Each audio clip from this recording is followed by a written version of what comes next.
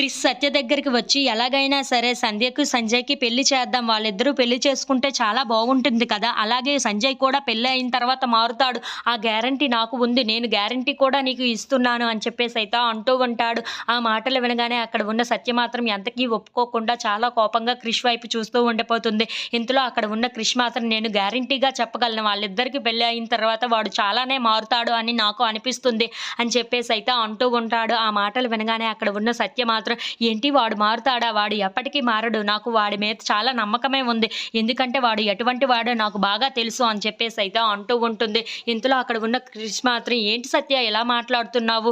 వాడిని ఎప్పటి నుండో చూసినట్లుగా, ఎప్పటి నుండో తెలిసినట్లుగా ఎందుకు అలా మాట్లాడుతున్నావు అని చెప్పేసైతే అంటూ ఉంటాడు. ఇంతలో అక్కడ ఉన్న సత్య మాత్రం నా చెల్లికి అలాగే సంజయ్‌కి పెళ్లి కాకుండా నేను చూసుకుంటాను.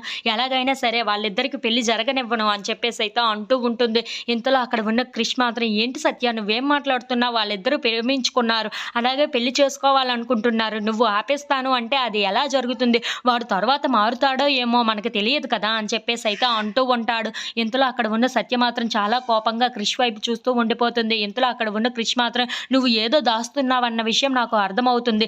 ఏంటో ఆ విషయం తెలిస్తే నేను కూడా అర్థం చేసుకుంటాను కదా! ఏంటి సత్య నువ్వెందుకు దాస్తున్నావు? ఏదో విషయం దాస్తున్నావు అదేంటో చెప్పు అని చెప్పేసైతే అడుగుతూ ఉంటాడు. ఇంతలో అక్కడ ఉన్న సత్య మాత్రం ఆ సంజయ్ పెళ్లి చేసుకుంటుంది నా చెల్లి కోసం కాదు నా కోసం. మళ్ళీ నన్ను ఎన్నో ఇబ్బందులు పెట్టడానికి చేస్తున్నాడు అని చెప్పేసైతే తన మనసులో అనుకుంటూ ఉంటుంది. ఇంతలో అక్కడ ఉన్న క్రిష్ మాత్రం ఏంటి సత్య మౌనంగా చూస్తూ ఉండిపోతున్నావు? ఏంటో ఆ విషయం నాకు చెప్తే నాకు అర్థమవుతుంది కదా! నేను నిన్ను అర్థం చేసుకుంటాను అని చెప్పేసైతే అంటూ ఉంటాడు. If you like this video please like, share and subscribe.